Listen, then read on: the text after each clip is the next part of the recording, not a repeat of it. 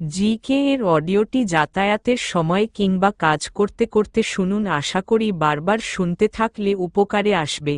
কিছু মাত্র উপকারে আসলে চ্যানেলটি সাবস্ক্রাইব করে দিয়ে পাশে থাকার অনুরোধ রইল। সৌজন্যে প্রগতি স্টাডি হাউস, গাজল বামনগোলা মোড়, মালদা। প্রশ্ন 242। ভারতের প্রথম লোকসভা নির্বাচনের প্রধান নির্বাচন কমিশনার কে ছিলেন? উত্তর: সুকুমার সেন। তিনি ভারতের প্রথম প্রধান নির্বাচন কমিশনার ছিলেন। প্রথম সাধারণ নির্বাচন অনুষ্ঠিত হয় 1951 থেকে 1952 সালের মধ্যে। প্রশ্ন 243।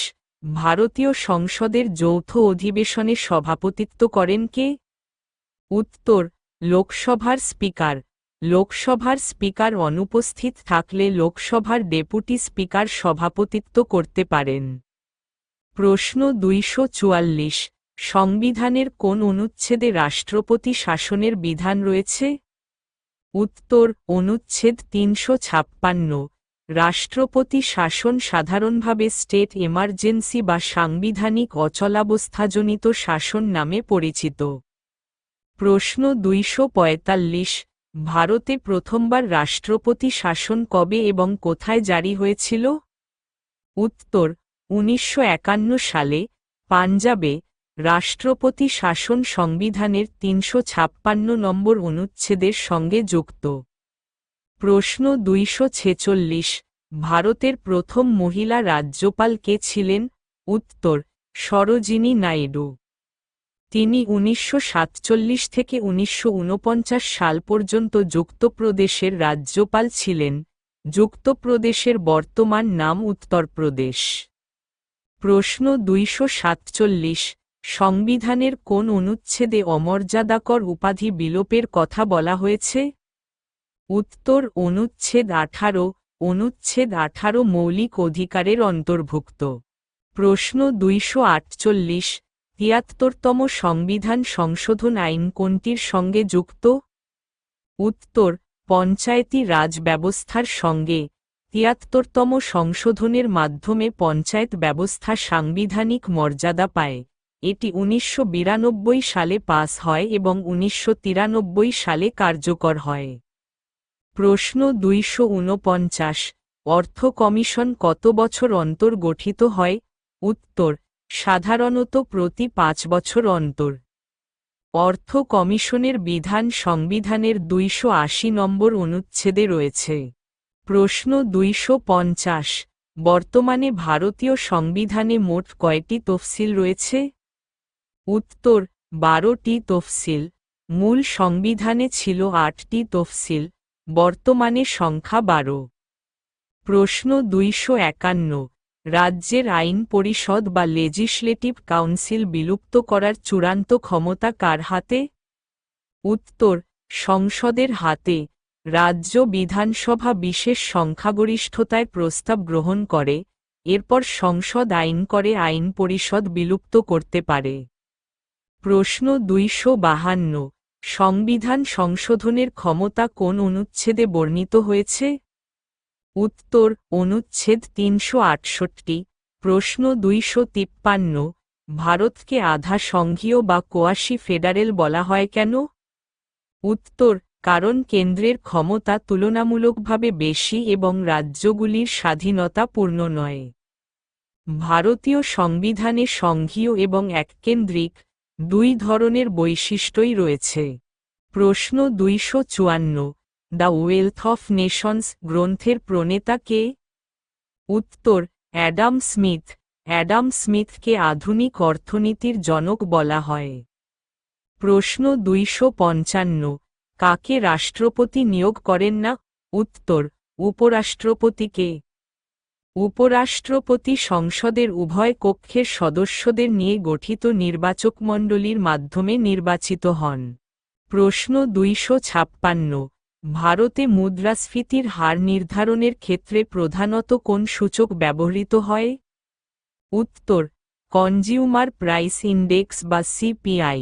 সাধারণ মানুষের খুচরা মূল্যস্তরের পরিবর্তন বোঝাতে সিপিআই গুরুত্বপূর্ণ।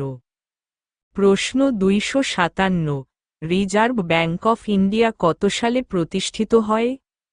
উত্তর 1935 সালে। প্রতিষ্ঠিত হয় 1 এপ্রিল 1935 সালে। 1949 সালে এটি জাতীয়করণ করা হয়। প্রশ্ন 258, মুদ্রা ব্যাংকের প্রধান কাজ কি? উত্তর ক্ষুদ্র ব্যবসার জন্য ঋণ ও আর্থিক সহায়তার ব্যবস্থা করা।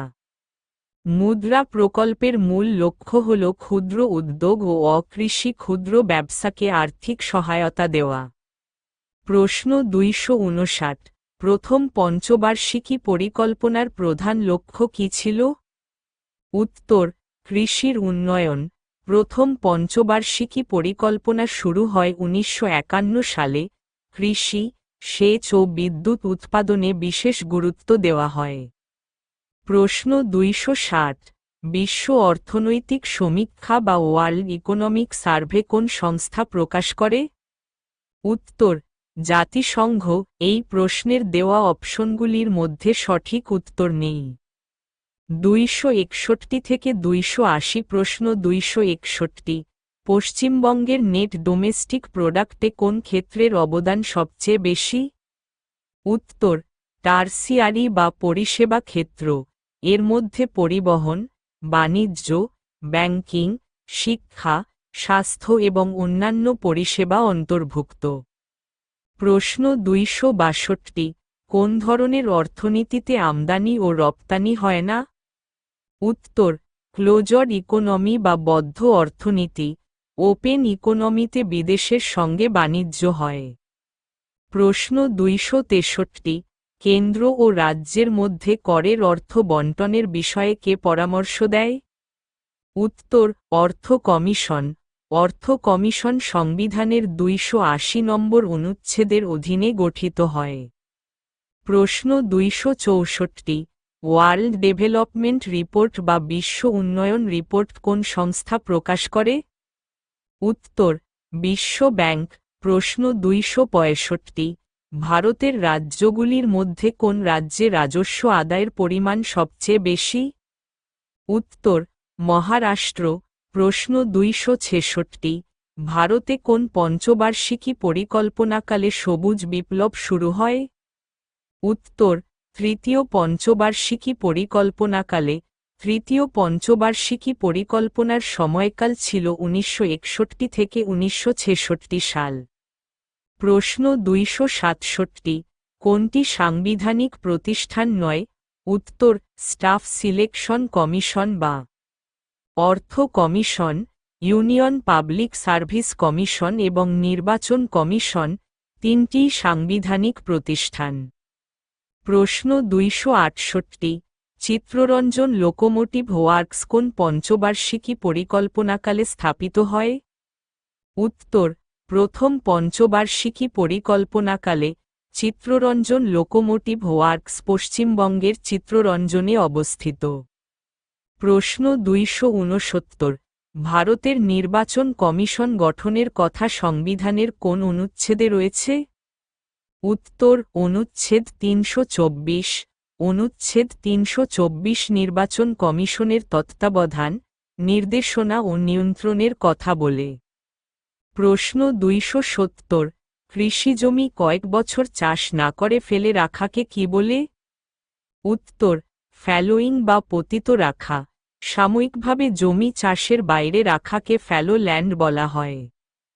প্রশ্ন 271, কাজের বিনিময়ে খাদ্য প্রকল্প কোন পঞ্চবার্ষিকী পরিকল্পনাকালে চালু হয়? উত্তর পঞ্চম পঞ্চবার্ষিকী পরিকল্পনাকালে। এই প্রকল্পের উদ্দেশ্য ছিল গ্রামীণ কর্মসংস্থান সৃষ্টি এবং খাদ্য সহায়তা প্রদান।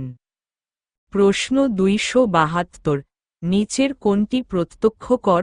উত্তর ওয়েলথ ট্যাক্স বা সম্পদ কর। আয়করও প্রত্যক্ষ করের একটি গুরুত্বপূর্ণ উদাহরণ। প্রশ্ন 273, মুদ্রাস্ফীতির একটি প্রধান কারণ কি? উত্তর অর্থের সরবরাহ বৃদ্ধি পাওয়া। অর্থের সরবরাহ দ্রুত বৃদ্ধি পেলে মূল্যস্তর বৃদ্ধি পেতে পারে।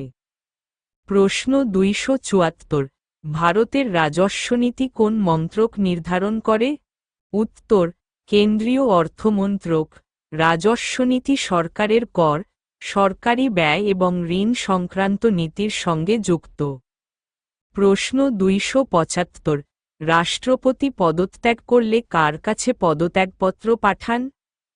উত্তর, উপরাষ্ট্রপতির কাছে। প্রশ্ন 276, মরশুমি বেকারত্ব কি?